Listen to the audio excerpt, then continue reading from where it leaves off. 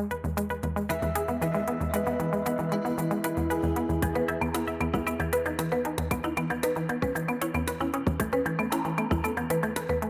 got Eniola Olowofoyeku, who is joining us. Eniola is a distinguished Toastmaster, and she serves in several Toastmaster clubs in the National Capital area.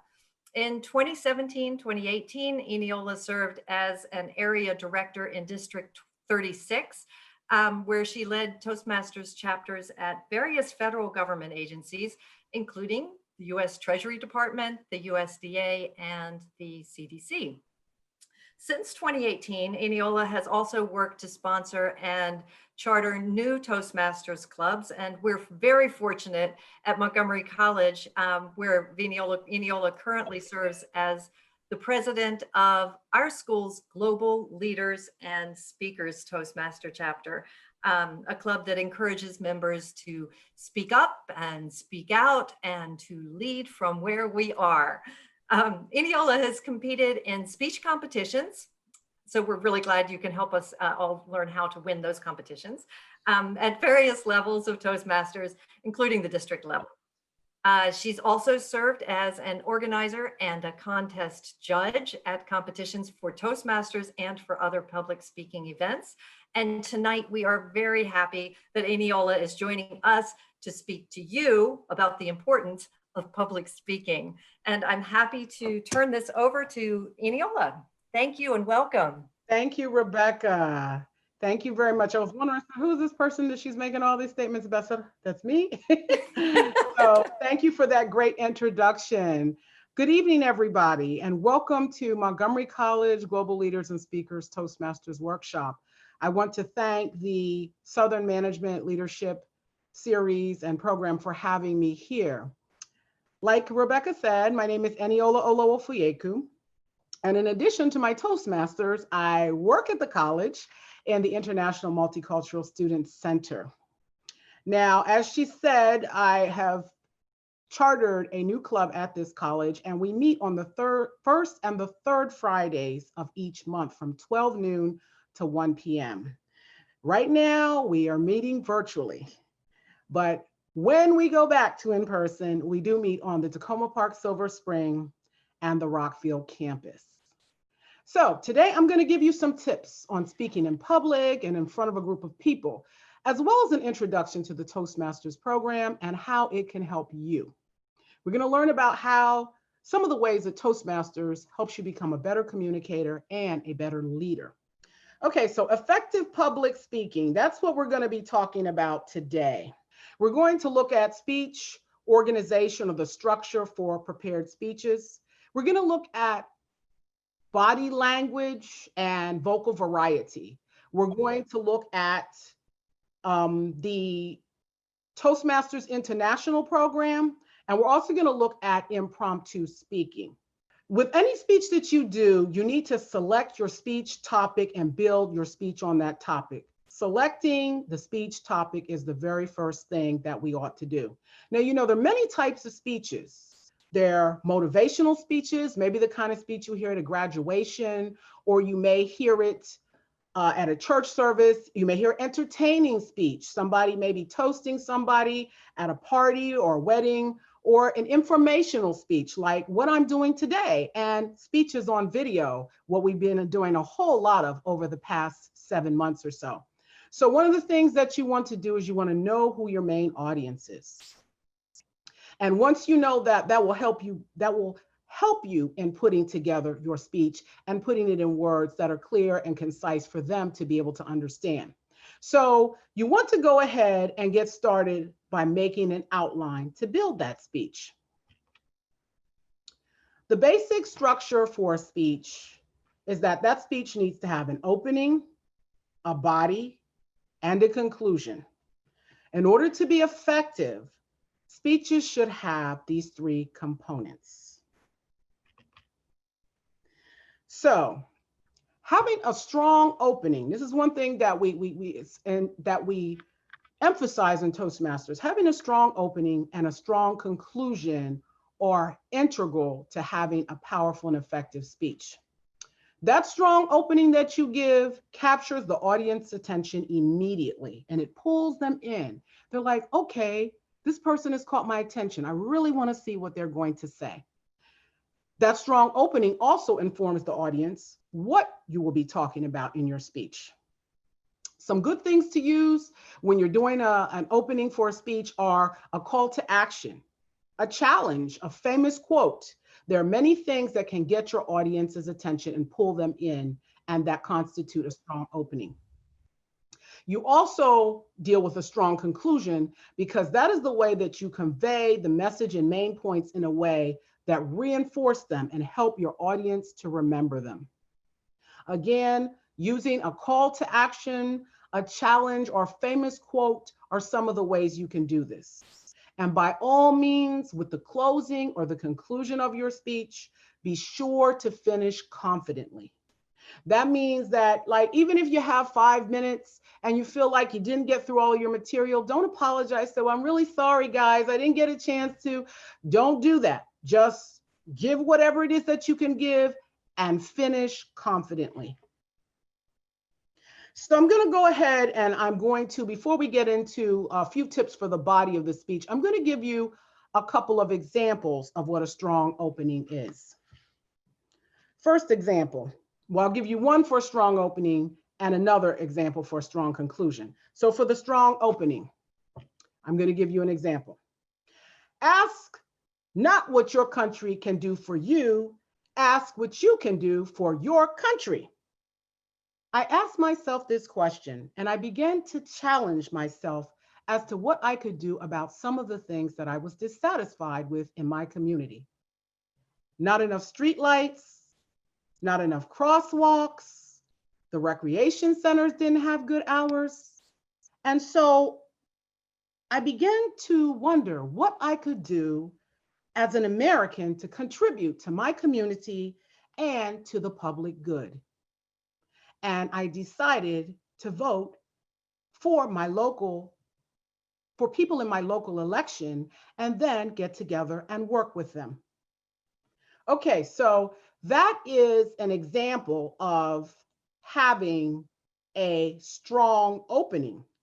Number one, I used a quote from President Kennedy's inaugural address, and that quote also is a challenge to people. You hear the challenge in it. And it also has a call to action. So that's all wrapped up in one. Okay, now for this portion, I'm going to give you a strong conclusion with this example. And I'm going to use the very same quote. Ask not what your country can do for you, but ask what you can do for your country. Please do your part. Now go out and vote.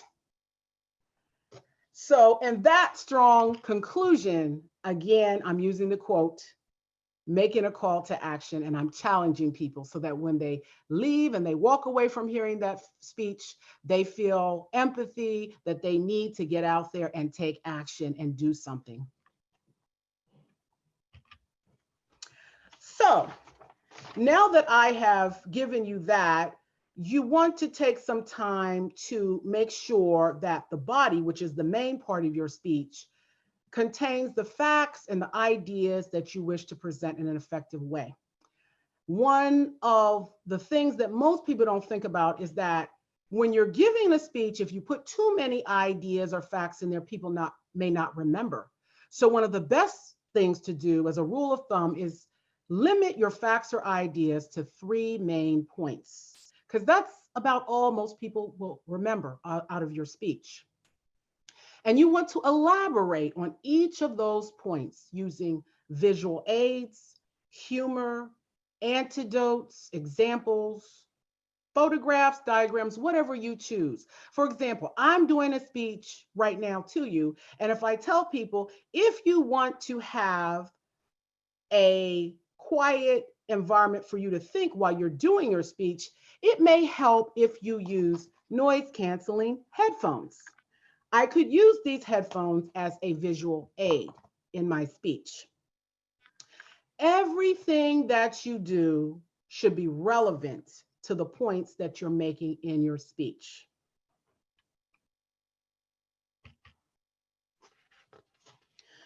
So one of the things that a lot of people may not know is that vocal variety, the way you use your voice and how it sounds, can make or break a speech.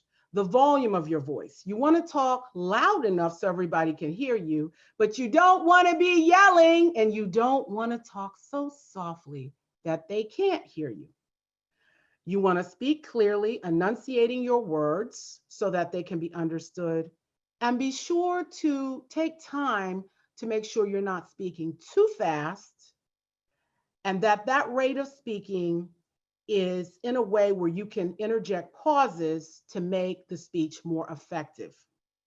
Pitch and tone is kind of how your voice, how it sounds, the feel of it. And you also want to have friendliness in your voice as you speak. So, body language. They say that 65% or so of what you do with your body is really what that gives to what it is that you're saying and what most people pick up. So the body language says more than the actual words that are coming out of your mouth.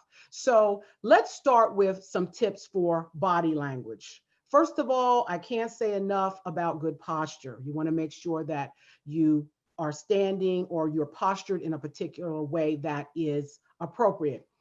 Eye contact. You want to be able to maintain or have some kind of eye contact with your audience throughout your speech. You want to use appropriate hand gestures. They should be natural, but they should match what you're saying. And of course, your facial expressions. Body language has to match what you're saying with your mouth if you want to convince your audience.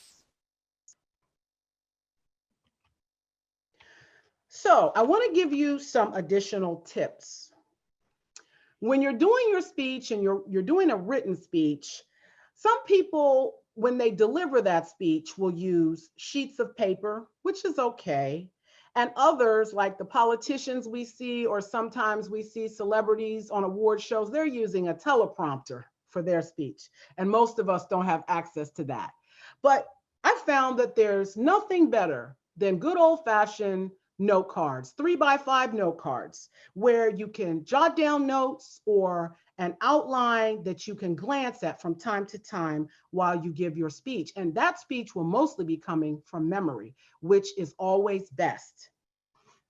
Another tip is to stick to the time frame that you've been given for that speech.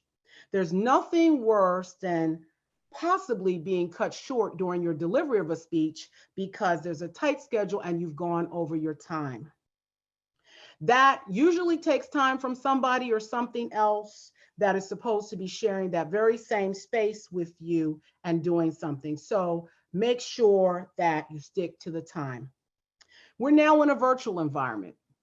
And so there are different tips and things of which I'm not going to get into today, but whatever we do for the future, most likely will be hybrid. It will include virtual and in person, because I don't think things are ever going to go back to the way they were before. So you want to take a good look at resources that help with learning about how to give presentations on video that cover areas such as proper use of lighting and the camera, and how to use platforms such as Zoom, WebEx, and Teams, and maximize on using those things. Right now, Toastmasters is training us and giving us a lot of resources in those areas. So Montgomery College Global Leaders and Teachers, Global Leaders and Speakers, Toastmasters, is definitely making use of the online platforms. Dress appropriately for your speech. That is the next tip. I'm sure that the Southern Management Leaders Program has told the students to do that. And I'm sure they have trained you guys to dress for success. Last but not least, I want to say that when it comes down to being a good speaker, practice makes perfect. So practice, practice, practice. So I want to say something about impromptu speaking. That means, the word impromptu means you're just speaking right there without any preparation, off the cuff. And guess what? I have a saying, life happens and so does impromptu speaking, whether we like it or not. And so in Montgomery College Global Leaders and Speakers Toastmasters, we have a segment called Table Topics that allows us to be somewhat ready by practicing and keeping a basic speech structure in place, just like what we saw with the prepared speech, an intro, a body, and conclusion, because basically that is the way to have an effective speaking or effective speaking when you're speaking to somebody and answering a question. And sometimes it's not answering a question. You could be put on the spot. Somebody could ask you at a party or at a wedding, give a vote of thanks, give a toast. Or they could put you on the spot and say something such as, well, what do you think about early voting? And they could ask any kind of question and you could be there in front of other people and it's your turn to speak. So if I could ask Mary, who is, I'm gonna stop sharing for a moment and ask Mary to give me a table topic so that I can demonstrate table topics for you. Thank you, Eniola. I'm going to give you a table topic. In Toastmasters, we have a section called Table Topics. You're asked to speak for at least 1 minute and no more than 2.5 minutes. It is a question that you have not heard before. Now, the question is, you are part of a friend's study, and that study is about people's choices. Now you are asked, what 3 foods would you choose that you would only consume per day for 7 days? What 3 foods would you choose to consume each day for 7 days? Madam Table Topic Master and fellow Toastmasters, great question. I can tell you right now, I have a sweet tooth. And because of that, for the next 7 days, I would be eating sweets along with something green because I'm still a health food nut. So I would tell you, number 1, chocolate. I'm a chocoholic. It is my favorite food. To keep that sweet tooth a little bit healthy, I would be eating a variety of fresh fruits. I make fruit salad. I would eat the fruit in smoothies. I would do different things with fresh fruits. And the third thing is that I would add some either raw greens for salad, or I would have cooked greens and green vegetables in order to make sure that I get the nutrients that I need. But definitely, if I had to choose, those 3 categories of items is what I would be eating over the next 7 days. Madam Table Topic Master. Thank you very much, Eniola. I did not time you, but I hope that you qualified at speaking for at least 1 minute. Thank you. Okay, so thank you for that demonstration and example, Mary. So basically, when you are asked a question off the cuff like that, you just want to take a moment to just think. You don't have to answer right away. Give it 1 minute or so and gather your thoughts. If necessary, you can repeat the very question or the crux of the question that was given to you. And then from there, you can answer it and try to put it in that structure where you say what it is and give an intro, a body, and then wrap it up with a conclusion, reinforcing it. Montgomery College Global Leaders and Speakers Toastmasters is here to help you find your voice. Toastmasters is a worldwide international nonprofit organization that specializes in helping people become more effective leaders and speakers. They have over 16,400 clubs in 141 countries. How do you benefit? Well, you benefit by being able to work on your public speaking and leadership skills, as well as speech writing, and do that in a very intimate, small setting where you get to network with a small, supportive group of people that are all working towards the same thing. And you get constructive feedback. They will tell you the things that you did well and ways that you can improve.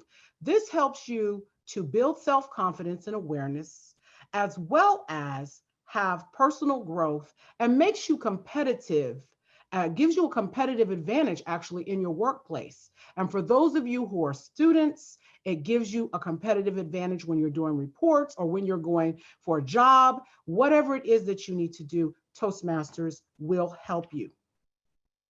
So the Toastmasters Club experience does give you that opportunity to receive the feedback and the evaluations, as well as access to a mentor, someone that's been there and done some of the things you want to do will be there to assist you in the club. Our club's mission is that we provide a supportive and positive learning experience in which members are empowered to develop communication and leadership skills, resulting in greater self-confidence and personal growth.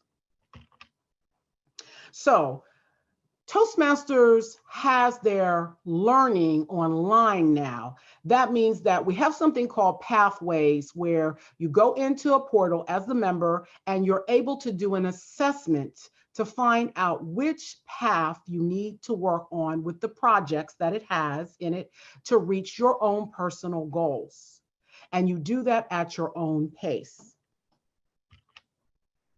This is just an example of the different paths. There are 10 of them that are in pathways. For example, if you want to be a motivational speaker and persuade people like Miss Ramona Smith, you may go through the persuasive influence pathway. Or let's say that you're working a lot with teams and you want to work more on team building and collaboration. You would do the team collaboration pathway.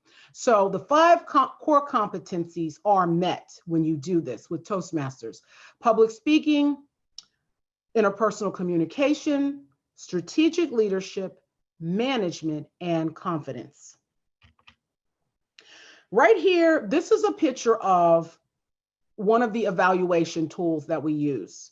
This sheet has information that gives people the criteria that you would be evaluating speakers on for different projects. So everything starts at the club at Montgomery College Global Leaders and Speakers Toastmasters, but it doesn't stop there. What else do you get? Well, you get a subscription to Toastmasters magazine. These days, it's gone digital. You also get the opportunity to participate in speech contests. You can start at the club level, just like Miss Ramona did, and work your way all the way up. Those of you all who like to be part of debates and like that competitive nature or spirit, that may be for you. You get to attend Toastmasters Leadership Institute.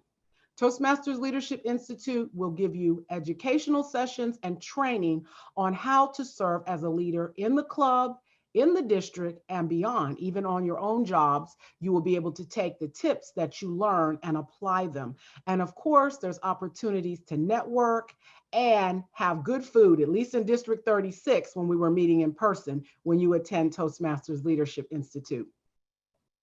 There are district conferences. District 36, which Montgomery College Toastmasters is in, has a conference every year. And what we do there is we have speech contests, we have educational sessions, we have awards, and we even do some karaoke and party. And the international convention, where the World Champion of Speakers contest is held, brings people from all over the world to one place under the banner of Toastmasters to learn, network, attend speech competitions, as well as other fun events. For more information on these opportunities and helpful resources with Toastmasters, you can go to www.toastmasters.org. Right here, this is a picture of yours truly, me, accompanied by 2 other fellow Toastmasters. These 2 Toastmasters, they started in the same club with me. We did different leadership positions in the club. We practiced speaking, and then we began to compete. We were winning, so it took us out of the club, and all 3 of us were competing at a district speech competition, of which you can see the trophies, and we were serving as officers in the district. Okay. This right here is Montgomery College Global Leaders and Speakers Toastmasters at work. Having fun in our small, intimate environment, giving speeches, putting out words of the day, doing table topics, and all sorts of fun things that Toastmasters do while encouraging each other. Again, like I said, we meet on the first and third Friday at 12 noon of each month. And the only time we don't meet is on holidays that are observed by the college. So I would love to have you join us for our next meeting on November the 20th.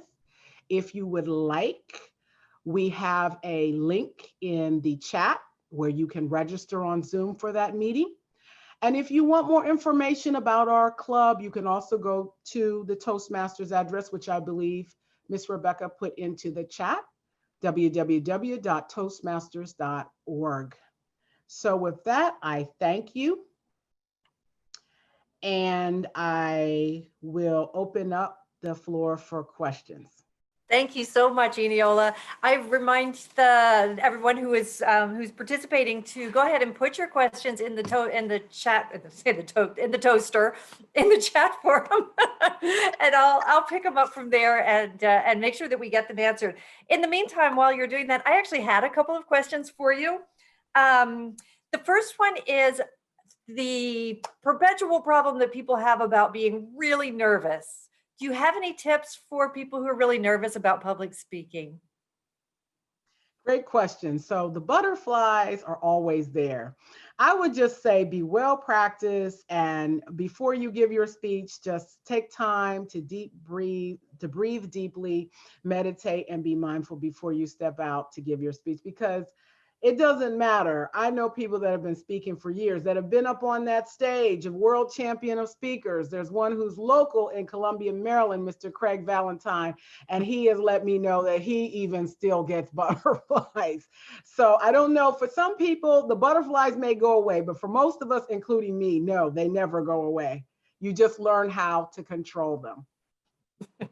Thank you. That's great. And there is a question here. I think I'm going to preface it with a new question too. One, we have someone who's wondering about how long the sessions last, the Toastmaster sessions last. And I happen to know Ashley, hi Ashley, who is a student at Montgomery College. So the paired question with that is like, is there a place for students in Toastmasters? And I know that you had, you talked about joining and those kinds of things. And I know that there's a charge. So I think that information would be really good for students and others to hear as well. So yes, there is a place for students, and there's a place for everybody in Toastmasters: students, faculty, staff, community. And Toastmasters is one of the most economical ways that you can get this public speaking and leadership skills, because what you get is for the cost of lunch. You might pay $10 for lunch. You might even pay more than that. For the cost of lunch, you can get this training on a bi-monthly basis, twice a month. So Toastmasters is $120 a year, which includes your pathways. It includes your magazine, your opportunities to compete, your opportunities to go to workshops in the district and the district conference. And so I would say that if you know anything about public speaking and leadership, you do have other organizations that are charging like $1,700 for a 3-day workshop. Whereas with Toastmasters, for the price of $10 a month, you can actually have 2 meetings that you go to face-to-face, plus other things outside of that meeting to help you with your skills. And yes, students can get involved. Fantastic. Super. Okay, so another question that's up here, and it's one that I had also. It has to do with eye contact. So Jean is asking how you maintain eye contact when you have notes, and I would add too, how do you maintain eye contact when you're on Zoom? Great questions. So right now I am still learning, like most Toastmasters, how to do things on Zoom in a way that is very, very effective. First of all, if you can memorize what you have to say or what you're going to present, that's going to help you a lot, because you don't ever have to look at a note card and you don't ever have to look at notes. But also how you, I guess, position your camera and how you set yourself in front of the camera, how you stand, also will have a lot to do with that. So as I learn, and as the Toastmasters in our club learn, and we get information from Toastmasters International, we share that and we work on those things together to reach those goals of being better presenters on video and on Zoom. The question about how long is the meeting, the answer to that question is the meeting is 1 hour. It's from 12 noon to 1 o'clock. It's a lunchtime meeting. So bring your lunch and join us. And then you can come straight to our class, which starts at 1:15. So that might work out well. So you mentioned, Eniola, when you're standing and doing a speech, when you, again, this is maybe a Zoom kind of question where we tend to be sitting more often. Do you recommend standing or sitting when you're doing a speech like this? I recommend standing for most of your speeches. I just competed in the table topics competition 2 weeks ago, and I was sure to put myself in a position where I would be standing and you could see the full length of my body. So you could see my gestures, you could see how I moved. And so I would recommend doing most of the speeches standing if you can. Sometimes, like right now, that's a little difficult for me to do with giving you all this particular presentation. But whenever you can, I do recommend standing. Okay, and oh my goodness, now we have a few questions, and I had one up there and it was a really good one. Oh yeah, so your strategy for committing a speech to memory, or any tricks for, like, you use mnemonics? How do you memorize a speech? So that for me is still a challenge till today. I do use some mnemonics. I do use the note cards and look at cues, but to do a speech completely without notes and whatever, yes, it takes a lot of practice. Just practice, practice, practice. And even at that, I have heard some of the world champion of speakers, some of the winners, say that even though they practiced their speech, their mind went blank. And they said, if you saw the video of them giving that presentation, you were thinking that they were just stalling just to be stalling, but they said they couldn't remember one word of their speech, and they had to take time and just stop and just try to concentrate, and then the speech came back to them. But yes, I have given speeches from memory, and I have to practice those speeches for hours in order to be able to memorize them.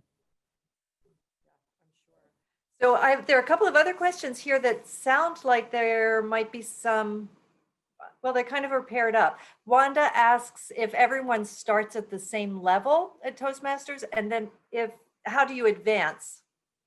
So pretty much, yes, as the Toastmasters program now in pathways, because I'm from the old school where I started with books instead of online. Yes, you do start at the basic level, and then once you finish that level and complete that pathway, then you get a chance to go on to the next one.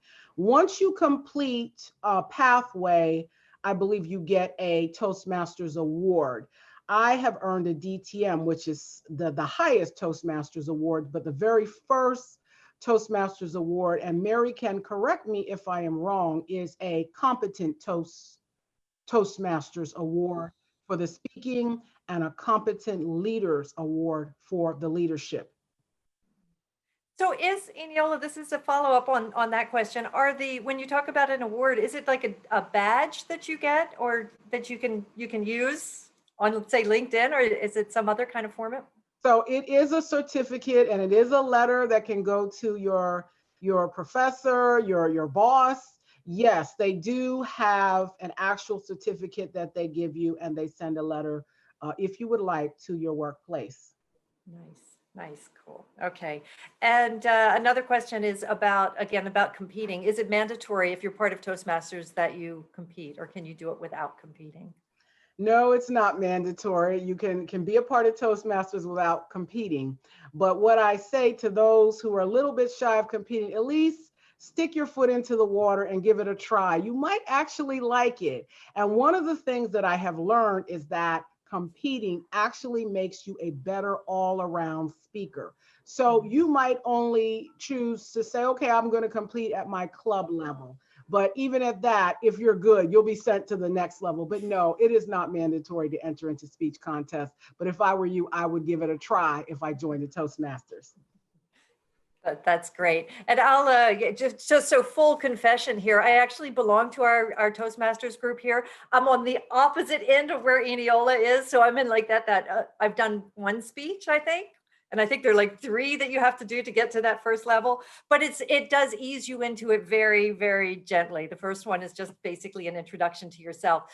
So there are a lot of kind of checks in there, I think, to help you feel comfortable and eventually feel comfortable enough to compete. True. Right. Yeah. Great.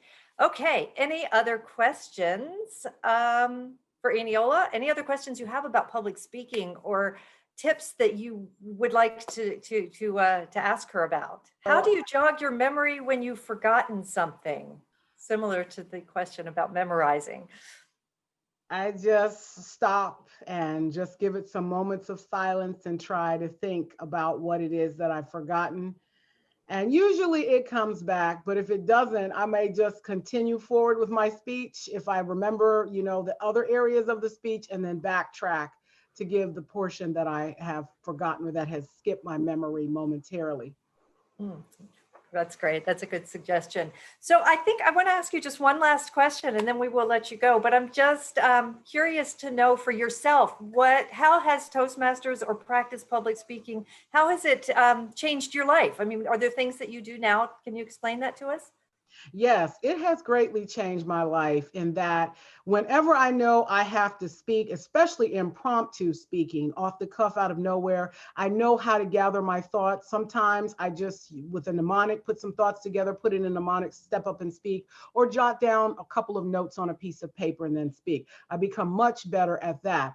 Also, giving presentations, I work a lot harder to make sure that I have put my presentation in a way that really impacts my audience, and including a strong opening and a strong conclusion, because most of my speeches are in the area of storytelling and motivational. There's a moral to the story. I want a call to action. So it's allowed me to become a more effective speaker. And it has gotten me opportunities in terms of advancement, in terms of work and career. So I would say that those are areas where Toastmasters has helped me. And I cannot forget and I cannot leave out all of the hundreds of people that I have met and friendships and people that I've been able to mentor as well as be mentored by. Our Toastmasters just had our District 36 director to visit our club this past Friday. And I remember when I was a brand new Toastmaster and she was my mentor. So I have met so many people and it has really been a blessing to me. That's wonderful. That's wonderful. Thank you so much. Oh, okay. So there is another question here, and it's how do you avoid getting emotional when you're speaking? I've been told that can put off your audience, says Patricia. So I don't avoid it, and most of the other Toastmasters that I have met in my club, we keep it real. I mean, I've been in speeches where some people have cried tears of joy and I had to hand them a tissue. So actually, you really get to see that person and feel what that person is bringing across in those Toastmasters speeches. And for some people in the audience, it may put them off, but for others, they really appreciate you bringing those emotions across about how happy you were or how grateful you were, and sometimes even, how fearful you were. So it makes us all, it brings us all on a human level and allows us to empathize with others. You have ever noticed the audience tuning out during a speech? And how can you refocus people when that happens? So I really haven't noticed the audience tuning out, but that could possibly happen. But if you move your eyes around the room as you're speaking, I'm sure you will see some people who are tuning into your speech. I would take and focus my eyes on those people, because if you have somebody or a couple people on the front row chatting with each other or somebody dozing off, you definitely don't want to focus on those people. If you are speaking about a particular topic where maybe your audience is not that familiar with it, and or maybe it's a little too technical for them or something like that, you could find that there's some tuning out, but you may find a way to turn it around and maybe bring some stories or some antidotes in there or examples that allow them to better understand. And of course, add humor, because that always keeps it lively. And I would say that you all should please come to the meeting, visit the meeting, attend, and see what it's like, and give it a try. We'll give you a table topic or two, and we'll allow you to participate. And it's definitely fun. You won't regret it. Thank you so much, Eniola, for joining us this evening. Great advice. And a great introduction to a program that I'm hoping that all of us will, at one point or another, step into and give it a try.